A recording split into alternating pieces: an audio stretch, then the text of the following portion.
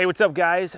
Probably looks a little bit different here from the last time we were here because we've been getting a lot of snow and ice and just overall crappy, cold Northern Illinois winter weather. But it is what it is. We've still got a job to do and we need to finish up this exterior so we can get on the inside and get this music store wrapped up so our client can start using it.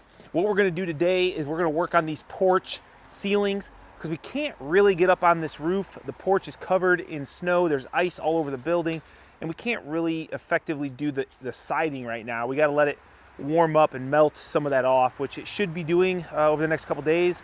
So we're gonna work underneath. We've got all of the trims done on the porch. We're ready to start installing our steel. And I think Greg is just getting it laid out, and I'll help him do that, and then we'll get our steel punched, marked, cut, and installed, and it's gonna look awesome. I forgot to say something. Check it out. Got new RR gear, got some new hoodies. Got the RR down the side. These are actually True Work sweatshirts. You guys know I love my True Work. That's all we're wearing, Greg. Actually, you got another sweatshirt on. But if you guys are interested in getting yourself a nice hoodie, you can go check out the link down below in the description. I'll throw that up there, and appreciate the support. It's awesome. If you do get a sweatshirt, t-shirt, hat, anything, send me a picture. I just love seeing it and appreciate it. Now, when you're cutting the mitered ceiling here, so we've got this miter, which means this ceiling above me is running this way, but when we wrap around the corner, the metal is running perpendicular to this side. So at the middle, we've got this angle. In order to have that angle figured out, it's actually quite easy because it's a 45-degree pitch if your building is square and your dimensions are accurate. I did my first cut at 45 and it fit in perfectly. So with a panel of steel that is 3 foot in coverage, all I have to do is measure down the side that I'm cutting. I'm gonna measure down 3 foot, and then I'm just gonna take my Stabila straight edge. It works better as a level, but also works really good as a straight edge. And I'm gonna make a line from the center of this rib to the mark that I put on the center of that rib. And the reason we can do that is because in school we learned that the two sides of every right triangle are equal, which means this side is equal to this side if it's a perfect 45. And then I can just go ahead and cut it.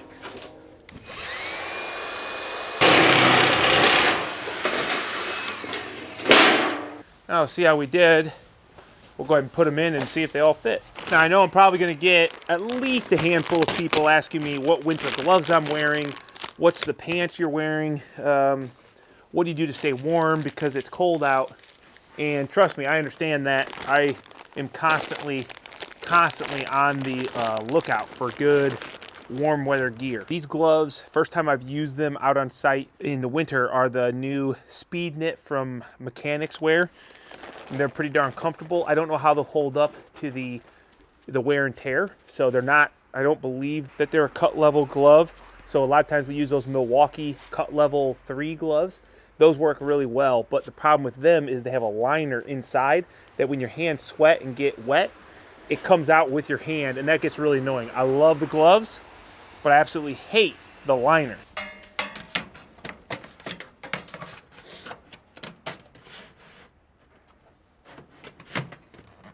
Now, as far as my my gear here, this is the True Work T3 work bib, and I can't say enough good about the True Work bib. I've done a whole video talking about the True Work winter gear, and it makes us a lot more comfortable to work outside because it's not big, bulky, baggy, hard to work in and move in. It's very flexible. I mean, their whole thing is supporting the industrial athletes. Hey, can you come here? I want to put this in, but I'm gonna have you like hold this. Okay, so you're gonna hold this one piece and I'll do these 2 pieces. Okay. Plus, once they're in, they're not going anywhere anyway. Okay. Yep, I'm in there. Good, oh, siphon. There you go. Now get it in there. Right there by hand. Okay. I just gotta work mine down. Now I think the only thing I got going on is this guy right here. There we go. Now push it until you're on your good marks, and we should be golden. I think so. I got it. Thanks, buddy. I'll let you finish it. It always works out. It's always nice to have a friend like Greg. It's not bad. Not bad. So one of the things that we always do on our ceilings, especially if we're going to punch them, Now these little short sheets are not punched, but I did mark where they're gonna get screwed. Is we always push all the sheets tight to one of the straight sides. So we know that we straightened this cedar beam. So if we push all of our sheets to the cedar beam, our punch row through the middle should be perfect. I love ceilings, Greg. Absolutely love them. I know you're not a fan, but I am. Set that there. The big goal here on these miters is that all these ribs line up. And when they come together on a perfect 45, they're gonna do that if you did your job correctly, which, you know, doesn't always, it always works out. It's perfect every time. Yeah, let me just do this. Let me do this. Then I'm gonna pull it out enough to get it partially in. Okay, take it my way, little. Okay. All right, we're both in, all there. Be careful on that. Kind of like bring it in, Greg, towards me as you go. Yeah. Put that one right there and you go back. There you go. That's good. Okay.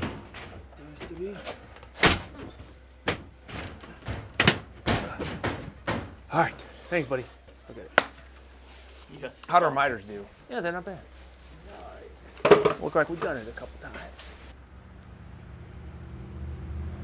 So now that we're through the miters, we're gonna go ahead and run these, I guess what you would just call like the standard panels. There's really nothing to do but punch our holes for our screws. And that's so that we have a nice crisp straight line here on this framing member. And this was all snapped with a chalk line so that that is also straight. And it was all measured off of this outside edge. So what I'll do is I'll measure off of the edge that's gonna go into the J channel up on the outside, make my mark, which is 45. And I'm gonna do that across every rib, making sure that I mark 45 on every rib so we don't have one that's like an inch off, because that's never happened because we always think about it. And then I'm just gonna go ahead and take a AWL, an awl, and make sure that my bottom is nice and straight. And then I'm just gonna go ahead and tap this. I don't need to go crazy and punch it really hard. I just give it a couple taps. And the thing is, you can stack up, we've done a 256-foot long building before, and you can stack that whole pile of steel up. You punch it just like this, there's enough flex in the sheets that you're gonna get through about 10 at a time. And when you start to wear out of your punch holes, then all you do is just use the marks that are already there from the last punch to keep punching down. What's that? Make sure you're straight up and down on it. Yeah, you don't want to go at an angle, because if your punch goes at an angle, your lines will slowly get off. Greg, great tip, man.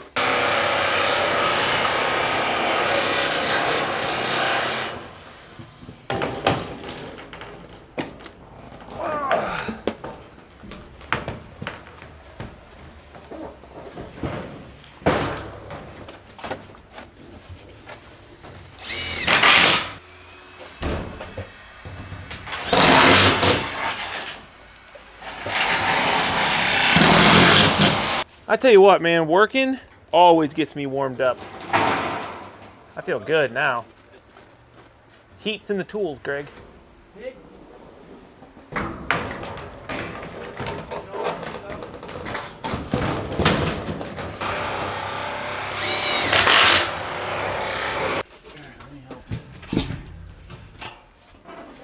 Let me help you. Just don't scratch the other one, so keep it down.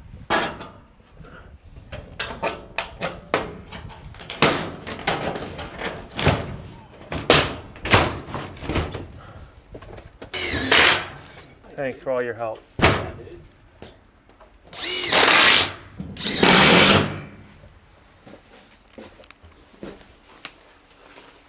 Was not sure if we were going to get this done, and yeah, we still have a little bit of screws to install, but it's looking pretty good. We're pretty darn close to getting back on the siding, LP SmartSide. It's actually dark at night. This is probably more like an accurate representation. I just got the brightness on my camera turned up. We got this porch ceiling all done as well. Looks pretty good. What do you think, Greg? I like it. Now we can run all this siding. What is it? This side here is going to all be the vertical SmartSide, and then this is going to be horizontal, so it's going to give it a little bit of texture, a different look. Then black doors are killer, black windows. I just think the color scheme on this build is pretty much fire. Kind of like that RR gear you're wearing today.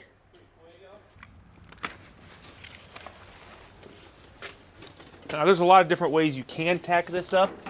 You can use a button cap nailer, you can use a stapler, which is what I'm gonna do. We used a shingle gun, the cordless DeWalt. Only reason I'm not using that, because that was probably my favorite, because I'm out of shingle nails and I need to get some more. So, oh well. All right, I'm just gonna run this close to the window trim, leave it up off my bottom trim just a little. Does not take much to hold it up, especially because we're going to be installing our siding pretty darn quick.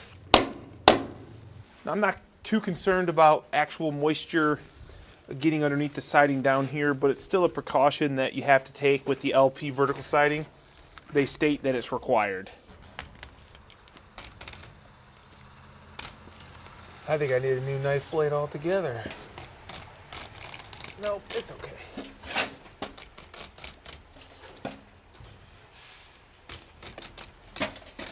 All right, so now that I've got the LP WeatherLogic water screen on, I don't know if you can really see this. If I get a piece up close, well, let me just grab a little scrap piece. You can kind of see without getting too close. On the face, there's like this, almost like a woven house wrap material. And on the underside, it's just a web of a hard, like plastic material, and that is non-compressible. These woven, like web of material here are going to prevent it from compressing and allowing water drainage behind the siding. So that's what's needed on the vertical siding for LP. You don't need it on horizontal siding, and I believe that's because you've got all those stacked pieces of siding providing some sort of an air gap where water can make its way out, evaporate or whatever, versus vertical siding is a 16-inch piece going from, let's say, here to here, nailed completely to your wall, not giving it any place for drainage. So there you go. This is so easy. Greg and I both just got our sides done in a matter of minutes, and we're gonna go ahead and get set up to cut our vertical siding so we can start installing it, which has been a long time coming. Super long. You know what else is long? Check this out. Where's that hitting? Dude, you'll never know. It's too much. Oh, well, right here. I can see the black from your hammer. Still pretty good.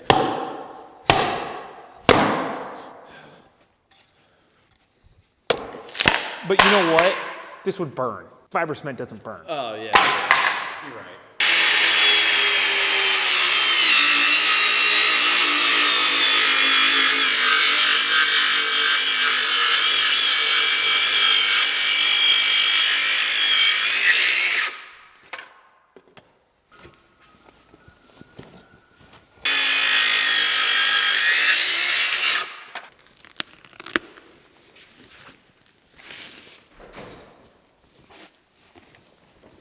So we're gonna go ahead and not put this piece up right here.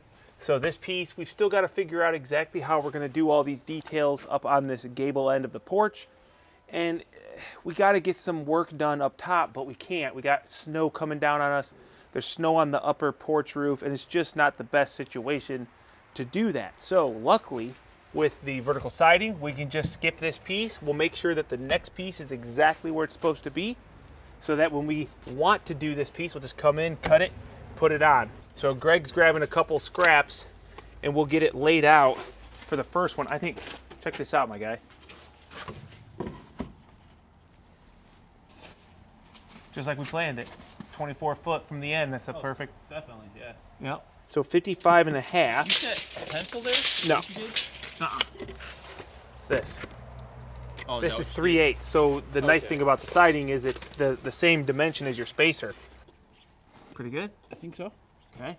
All right, now you hold those. Set your bottom.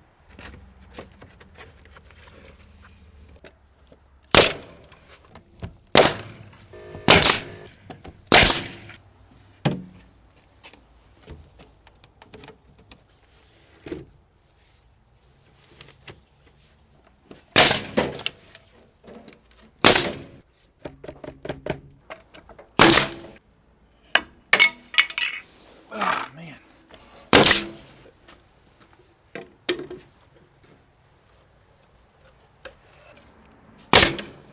You want to level it up? No. Yeah. I thought you were going to say something else. Sorry. Okay. Gotta listen, baby. Listen, Linda, listen. Especially these small pieces, they can get a little banana on them, you know?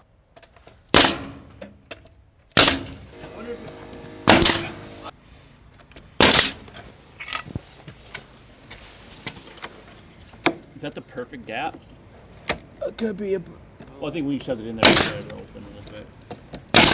Oh, okay. My fault.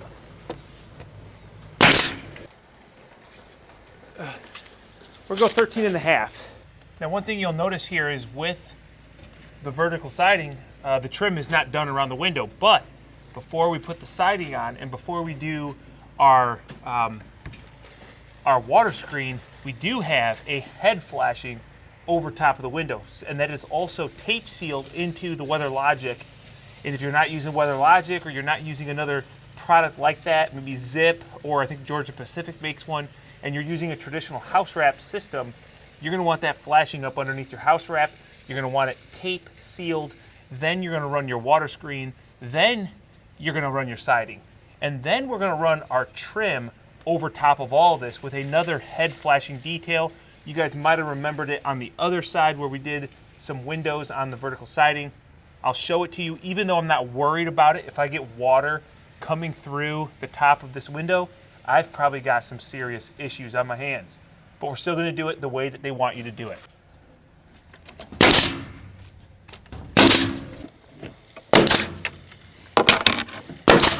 Okay, so you can see I've got this cap trim, and it's basically a reverse J. So the one thing you want to do, there's a couple things. I make a hem on this side just so it gives it a nice clean edge. You want to make sure that this top is overbent, greater than 90, and that's going to give you a slight bevel on the top. Like I said, we're here underneath the porch. I don't really have to worry about the water, but I'm still going to do it right just for the sake of doing it right.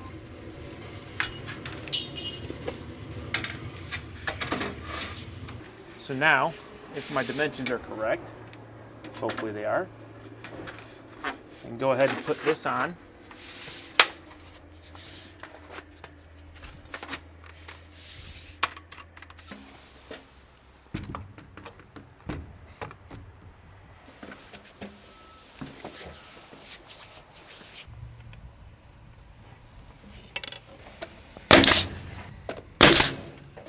There we go.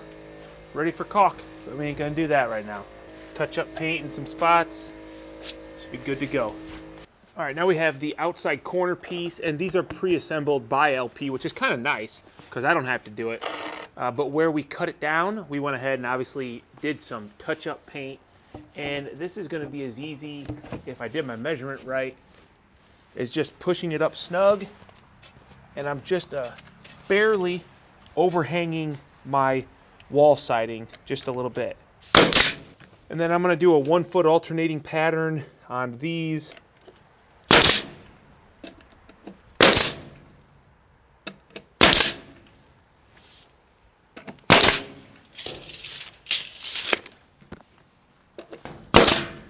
Now that I have the corner board on, remember we're going to touch up all of these nails with some touch-up paint kit. But I'm not going to do that right now. We're going to wait for a little bit warmer day, I think. But now I can go ahead and run my top trim that goes up along our ceiling, and then we can start running our battens, and that's what's really going to finish this off. I still need to... Crap. I got him. Where'd he go? I got him. I literally thought I had it. Why did you take mine? I got them both. Why would you do that to me? Because I don't like you. That's not even fair, dude. Well, that's not fair. That is true. Get over that. That is true. Thanks for teaching me that lesson. You know what I don't like? Even all your tools. I don't like the tone of your voice right now. Yeah, do that, dude. It's Cool. like the... I like that, dude. That looks clean, man. Heck yeah, dude. I knew it would. I know.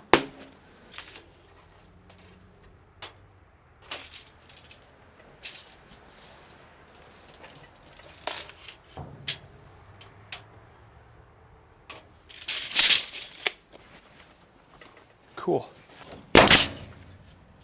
Of course I'm right. Yes.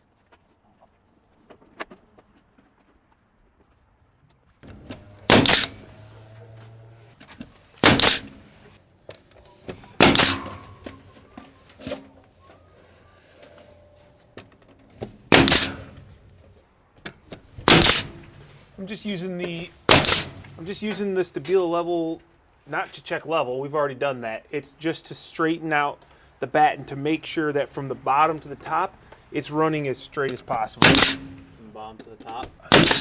Make it Straight? straight. Yep.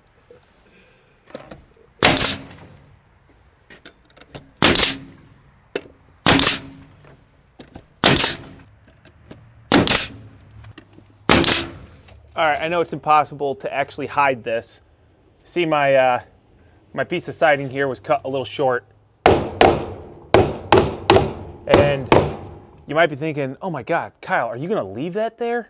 Yeah, I am, because I'm gonna be covering it with a piece of trim. So unfortunately, it's not worth the time to swap it out. It literally makes no sense.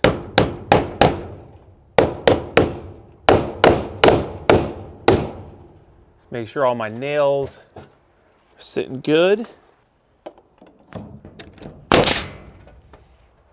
Would you look at that? You're never gonna know. You're never gonna know that it was cut short.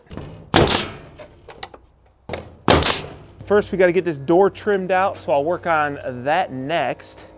And one thing maybe you can see is over here, when this piece of LP vertical was put on just as a spacer so that I would be on the same plane as my wall down here, we also put a piece of flashing down at the bottom to make sure that when our trim goes down there, it's not in direct contact with concrete. You want to stay 3/8 of an inch off of that concrete with a piece of flashing. Just remember that. So anytime I do windows or door trims with SmartSide, first off, I'm going to paint this end, but first thing I'm going to do is I'm going to Craig jig. I'm going to use the Craig jig to put pocket hole screws in. In my opinion, the best way to do this, because if you assemble a trim around a window or door out on site without assembling them first, they will get all kittywampus on you and it will be a pain to get things lined up. But if you do the Craig jigs, it holds the corners, the miters. I wouldn't miter, I never miter SmartSide, I always cut straight cuts. It keeps them looking really nice.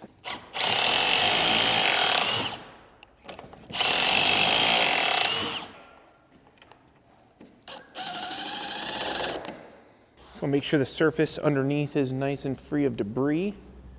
And that is so when you clamp these together, you want the surface underneath as flat as possible so that when it gets clamped tight to the surface, both of these are on the same plane.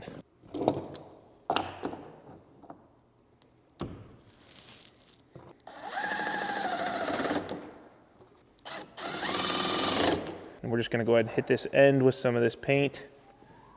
Make sure it's all nice and sealed up. And we're good to install. Spin it through. All right, shut the door.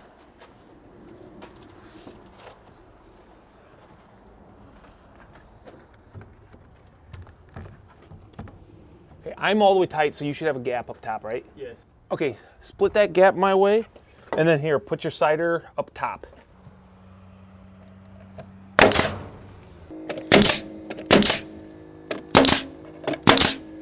Nice. I love the way the trim just finishes it off. We'll hit all those nails with some paint.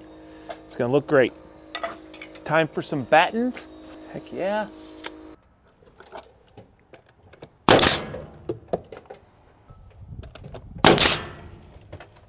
So this side of the building here, the ends are gonna be horizontal lap siding. We thought it would be cool to add some texture instead of doing all vertical underneath the porches here on the ends and up in the gables.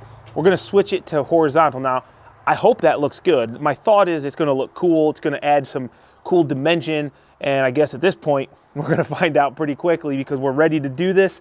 You'll notice we've got our transition trim here. We've got that all taped off. And what we need to do is find a level line that will snap for our first course of siding, but also we've got some ripped siding. So this is just a piece of SmartSide that we ripped down, and we're going to use that as a spacer. This spacer is important because it's going to create the very bottom piece's first kick out. If you don't use this, the first piece is flat against the wall and it just looks weird. So you got to use this, and we want to make sure that we keep it 3/8 off of this flashing.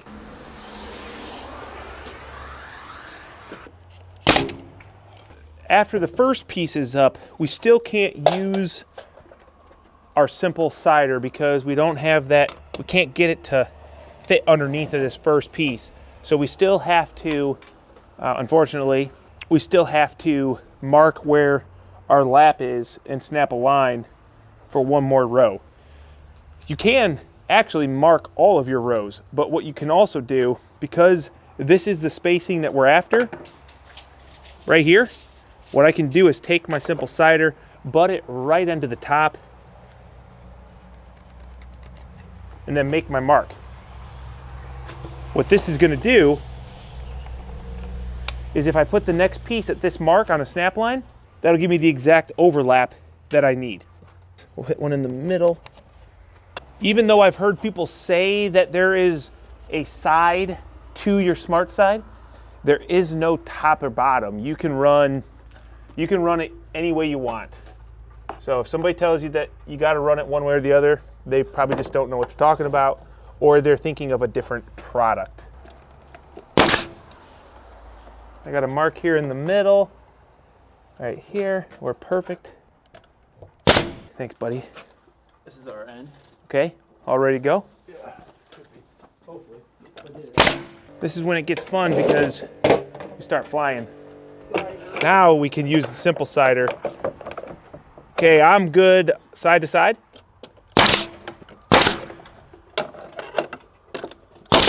The nice thing about the simple cider too is when you're nailing, I can go through, set my nail gun right on top of it, and it's gonna make sure that I'm not too low because the next piece is gonna be sitting right on top of this simple cider.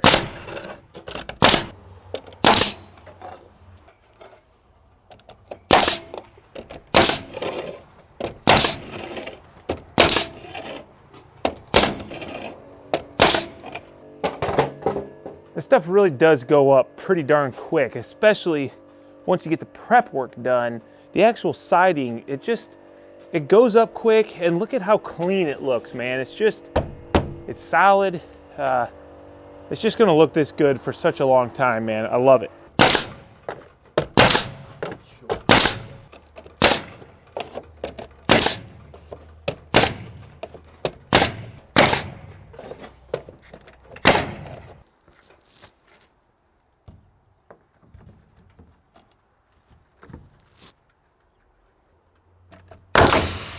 No. Oh. That sucks.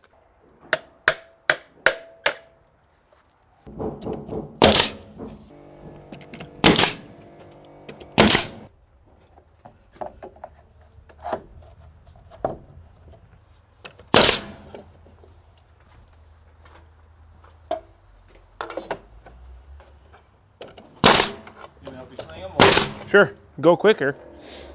I don't have to use this gecko gauge, which is great, but Great if you're by yourself, and don't have a Greg. if you are by yourself, LP SmartSide is so durable that one man can handle up a piece up to 16 feet long by true. himself. See, and you said you didn't have any rent-free stats living in your head. Yet you're over here knowing all these positive attributes of SmartSide. I mean, I guess. a lot of people don't know that stuff, Greg. I guess it is an incredible stat, isn't it? Good?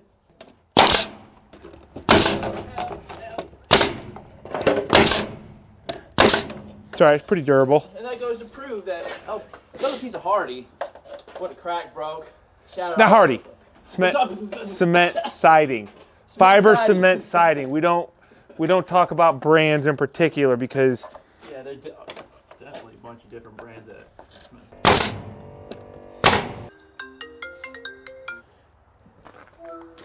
hello there, daughter. Hi.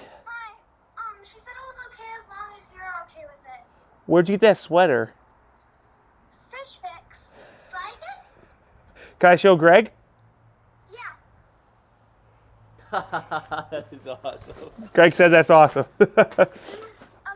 I'll tell Mom. All right, bye. Bye.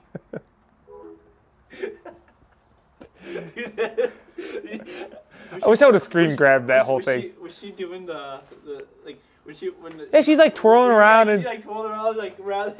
yeah. That girl is freaking crazy, man. Oh, Jesus.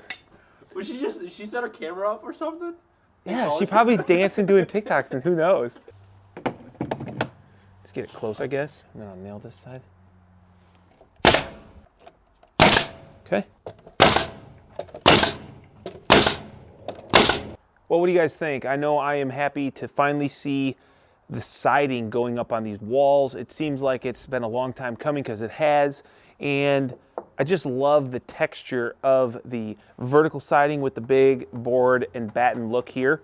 And I kind of like, I'm digging the mix up of the horizontal lap siding on our end walls with the vertical on the side walls. What do you guys think? Is that too much? Does it look goofy, or do you think that's pretty cool? Let me know down below in the comments.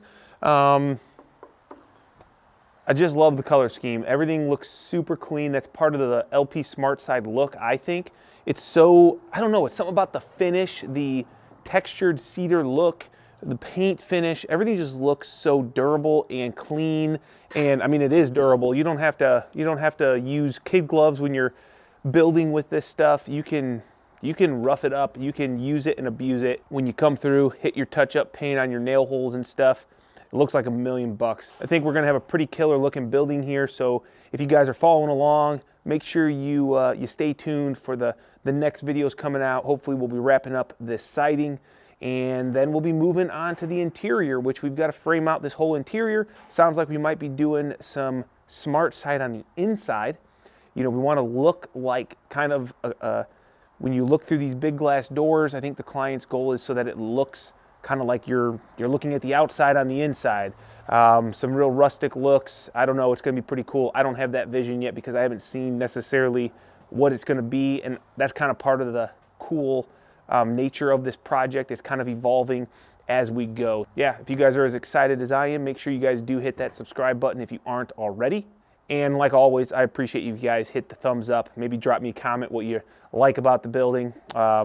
If you got any questions about the process, and I'll do the best to answer them. But I'm gonna go ahead and get out of here. It's Friday, and yeah, it's been cold, so I'm gonna be happy to get back in my warm truck.